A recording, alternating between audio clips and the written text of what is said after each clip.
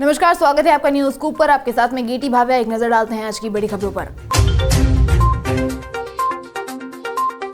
Reserve bank को मिली बम से उड़ाने की धमकी। रूसी भाषा में आई ईमेल के बाद जांच में जुटी पुलिस। देश के केंद्रीय बैंक यानी भारतीय रिजर्व बैंक को बम से उड़ाने की धमकी मिली है, जो कि गुरुवार दोपहर को एक ईमेल के जरिए आई थी।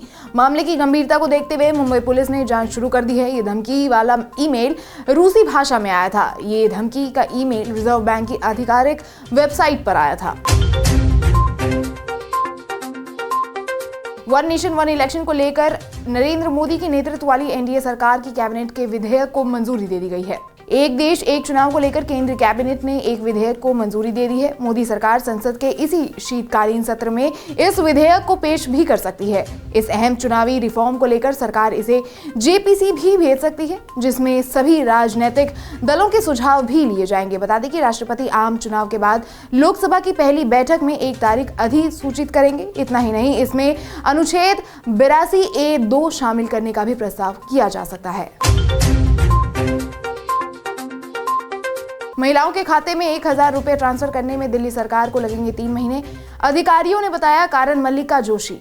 दिल्ली कैबिनेट ने गुरुवार को शहर की महिलाओं को हर महीने 1000 रुपए देने वाली मुख्यमंत्री महिला सम्मान योजना को मंजूरी दे दी है। वहीं दूसरी ओर दिल्ली सरकार के वरिष्ठ अधिकारियों ने कहा कि मुख्यमंत्री महिला सम्मान योजना के लिए आवेदन करने वाली महिलाओं के खाते में 1000 रुपए की पहली किश्त जमा होने में 3 महीने से अधिक का समय लग सकता है। सरकारी अधिकारियों ने इसके इम्प्लीमेंटेशन के लिए ऑनलाइन पोर्टल के निर्माण से लेकर आगामी विधानसभा चुनाव के कार्यक्रम तक के कारणों का हवाला दिया। महायुति में कैबिनेट को लेकर फंसा पेच। वित्त मंत्रालय पर अड़े अजीत पवार, शिंदे को मनाने में जुटी बीजेपी। महाराष्ट्र में महायुति सरकार का कैबिनेट विस्तार 14 दिसंबर को होने के आसार हैं। गुरुवार को डिप्टी सीएम अजीत पवार ने केंद्रीय गृह मंत्री अमित शाह से मुलाकात की। उस समय भी एनसीपी के वित्त विभाग के लिए अपनी आवाज बुलंद की। इतना ही नहीं, ये भी कहा कि अगर पार्टी और उसके राष्ट्रीय अध्यक्ष को यह मंत्रालय नहीं मिलता है तो महायुति सरकार को कोई भी मतलब नहीं रह जाएगा। संसदीय समिति की सिफारिश। पीएम आवास योजना के तहत मिलने वाली धनराशि बढ़ाए सरकार। घर बनाने की बढ़ती महंगाई के असर पर बात करते हुए एक संसदीय पैनल ने सिफारिश की है कि सरकार पीएमएजे-जी लाभार्थियों को मिलने वाली धनराशि में संशोधन करे। रिपोर्ट में यह भी कहा गया है कि राष्ट्रीय सामाजिक सहायता कार्यक्रम यानी एनएसपी के तहत मासिक पेंशन बढ़ाने की तुरंत जरूरत है। कांग्रेस सदस्य सप्तगिरी शंकर उलाका की अध्यक्षता वाली ग्रामीण विकास और पंचायती राज संबंधी स्थायी समिति ने गुरुवार की लोकसभा में अपनी रिपोर्ट पेश की। दिल्ली के स्कूलों को फिर मिला बम से उड़ाने की धमकी। ईमेल में लिखा, एंट्री के समय बैग की जांच नहीं करते हैं वहां के लोग। दिल्ली में एक बार फिर प्राइवेट स्कूलों को बम से उड़ाने की धमकी मिली है। ईस्ट ऑफ कैलाश के Delhi public school, Salman school, modern school और कैम्ब्रिज स्कूल को बम से उड़ाने की धमकी ईमेल के जरिए दी गई है। दिल्ली फायर सर्विसेज के अधिकारी ने पुष्टि करते हुए कहा कि भटनागर इंटरनेशनल स्कूल के लिए सुबह 4:12 बजे, कैम्ब्रिज स्कूल के लिए सुबह 6:23 और डीपीएस अमर कॉलोनी के लिए सुबह 6:35 पे स्कूल में बम से उड़ाने की धमकी कॉल के द्वारा मिली। इतना ही नहीं, उन्होंने ये भी कहा कि कॉल अभी भी आ रहे हैं। मस्जिद में जय श्री राम बोलने से आहत होती है धार्मिक भावनाएं। आज सुप्रीम कोर्ट में सुनाएंगे फैसला। कर्नाटक हाईकोर्ट की तरफ से मस्जिद में जय श्री राम का नारा लगाने वालों को राहत दिए जाने के आदेश को सुप्रीम कोर्ट में चुनौती मिली है। इस याचिका पर शुक्रवार यानी आज 13 दिसंबर को सुनवाई होगी। हाईकोर्ट ने मस्जिद के अंदर नारा लगाने वाले उग्रवादियों के खिलाफ आपराधिक कार्यवाही को इस आधार पर रद्द कर दिया था कि इससे धार्मिक भावनाएं आहत नहीं होती है। जस्टिस पंकज मित्तल और संदीप मेहता की बेंच ने वकील जावेदुर रहमान के माध्यम से दायर हैदर अली की याचिका पर सुनवाई करेगी।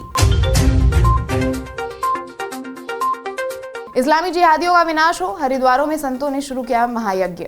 हरिद्वार में संतों ने इस्लामी जिहादियों के खात्मे के लिए महायज्ञ शुरू किया है। हरिद्वार के संतों ने इस्लामी जिहादियों के विनाश के लिए गुरुवार को श्री पंचतनाम जूना अखाड़े के भैरव घाट पर मां बगलामुखी का महायज्ञ शुरू किया है। यज्ञ का आयोजन विवादित डासना पुजारी और जूना अखाड़े के महामंडलेश्वर यति नरसिंहानंद गिरी द्वारा किया जा रहा है। ये यज्ञ का समापन 21 दिसंबर को होगा। यति नरसिंहानंद ने कहा कि बांग्लादेश, पाकिस्तान और भारत में हिंदुओं की हत्या करने वाले इस्लामी जिहादियों के पूर्ण विनाश के बिना मानवता की रक्षा संभव नहीं है।